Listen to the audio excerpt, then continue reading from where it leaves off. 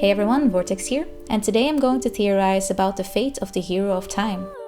After saving the land of Termina, he was last seen returning to Hyrule. But what happened to him after that? In order to speculate what could have happened to Link, we need to take a closer look at the life he had led before and during the games. This could give us insight in his future behavior and motivations. Link was born during the Hyrulean Civil War. The war raged on for years and eventually forced Link's mother to flee.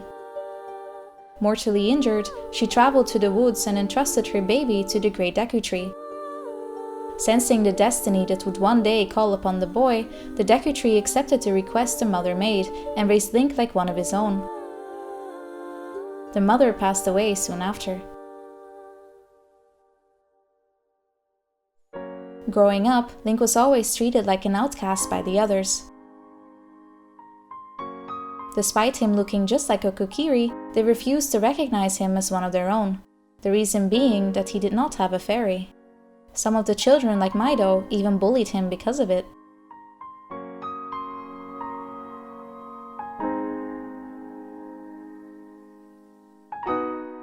Only Saria was willing to be Link's friend. When Link was around 10 years old, he started to have ominous prophetic dreams where he saw a villainous person surrounded by dark clouds. These dreams were a sign. While Link didn't know what it meant, it spurred the Deku Tree to finally grant Link his very own guardian fairy.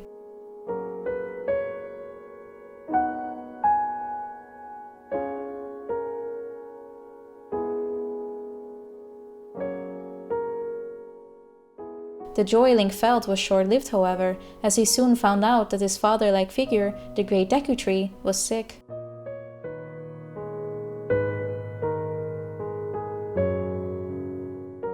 Despite Link's best efforts to save him, the Deku Tree was dying.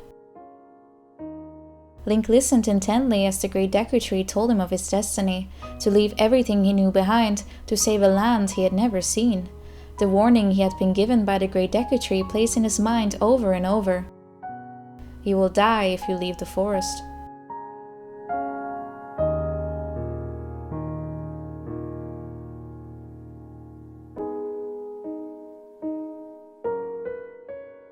With a heavy heart, Link bids farewell to the only father he had ever known.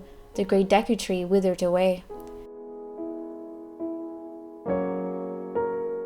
As Link tried to leave the forest, he is stopped by Mido, who immediately starts blaming him for the death of their beloved father.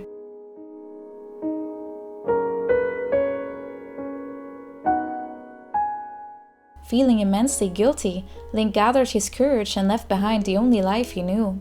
He embarks on his journey to meet the princess and gather the remaining spiritual stones.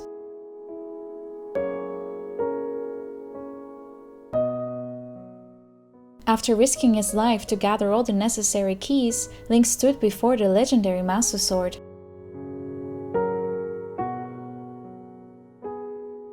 He thought drawing the blade would prevent Ganondorf from getting the Triforce, but in reality, he will only give Ganondorf what he wants.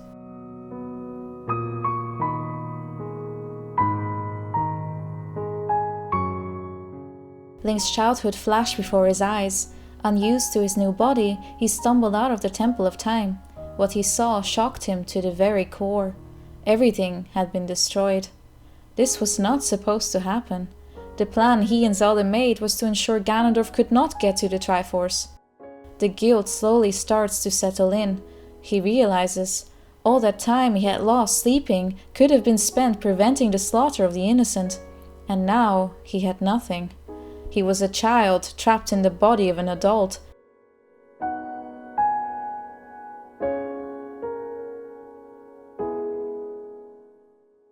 Link, remembering the words of Rauru and Sheik, embarks on his journey to awaken the sages.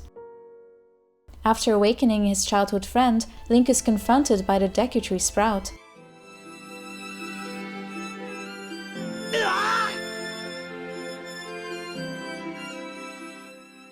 Without realizing the weight of his words, the Sprout cheerfully tells Link a secret that had been hidden from him all this time. He tells Link his whole life was a lie.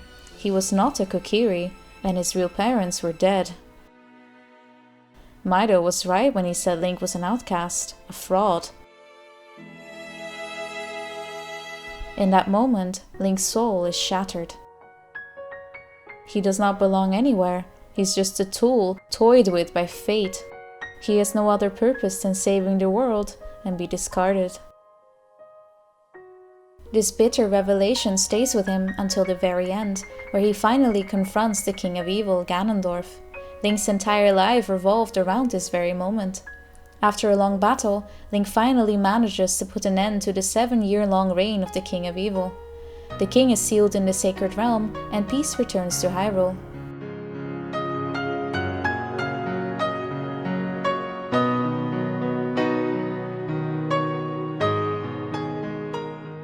Realizing the mistake she made, Zelda decides to send Link back in time to allow him to relive his childhood. But unbeknownst to the princess, that was the worst thing she could do to him. Link felt like he had nowhere to return to. His childhood was already lost. Most of the people he had met in his life no longer knew of him. To the hero, it felt like his achievements were erased.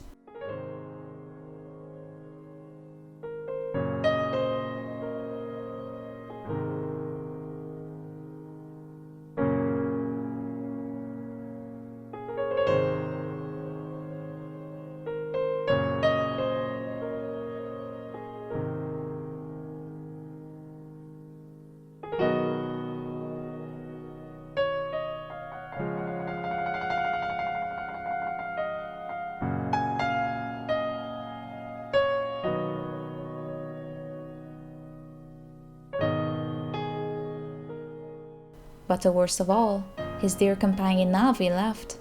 Shocked but determined to ensure that the future could never happen, Link immediately set course for the castle.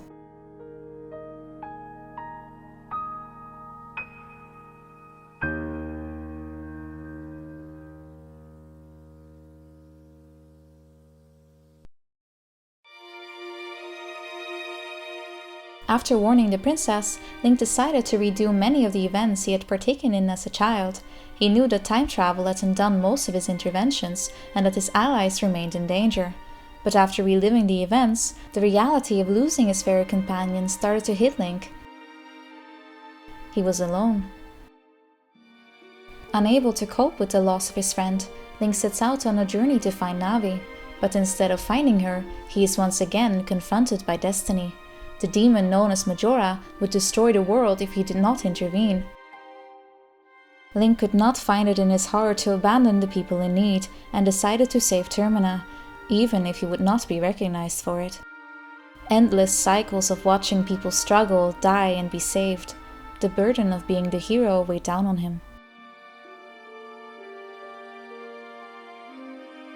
After saving Termina, Link returns to Hyrule. However, the Hyrule he once knew was no more. During his absence, Hyrule was caught up in war, leaving marks of devastation all over the kingdom. After Link exposed Ganondorf's plot, the King of Thieves attempted to get to the Triforce with brute force.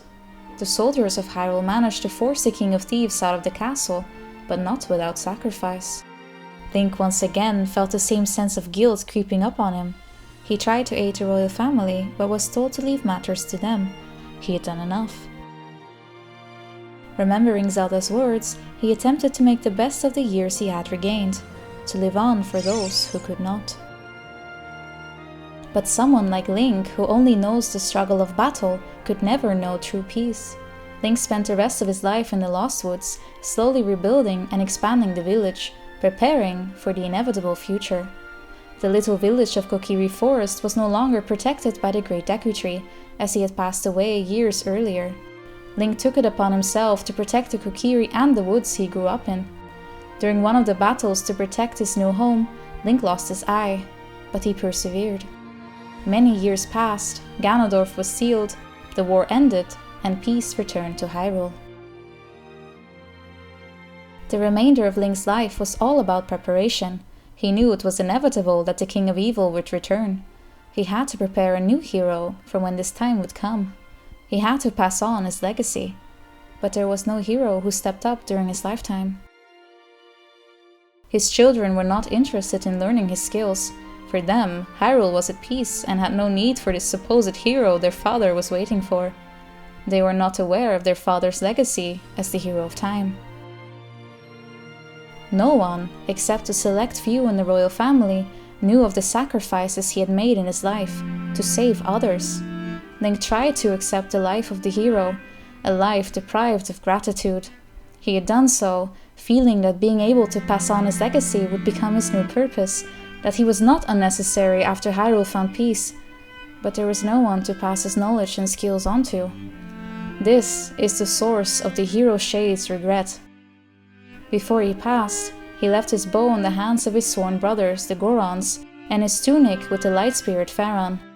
The Howling Stones, constructed with the help of the Sheikah, were meant to help guide the new hero. The friend that Link made in Termina was asked to watch after the forest containing the Master Sword. Soon after, Link died, taking his skills, his knowledge, and his regrets to the grave.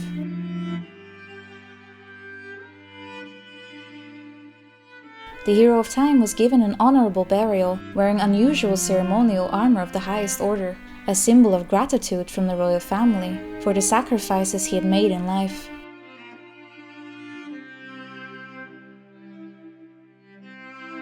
The Hero of Time was buried in the woods, as per his wish to be buried close to his home. The Kokiri, without their protector, altered shapes once more. Instead of incarnating as small forest spirits, they instead started incarnating as humans, living seemingly normal lives, making use of the village that the Hero of Time had constructed for them.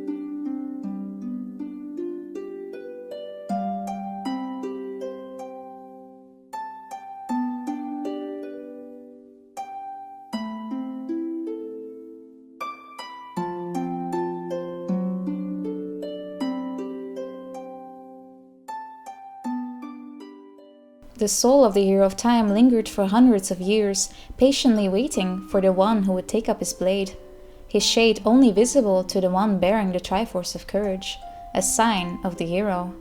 Eventually, a new hero rose, from the same humble beginnings as the Hero of Time, growing up in the woods previously known as Kokiri Forest. The Hero of Twilight happened to be from his very own bloodline. The hero Shade felt a small sense of pride. None of his preparations, his life, were in vain. The hero Shade finally managed to pass on the skills that he had honed in life. He finally managed to find peace.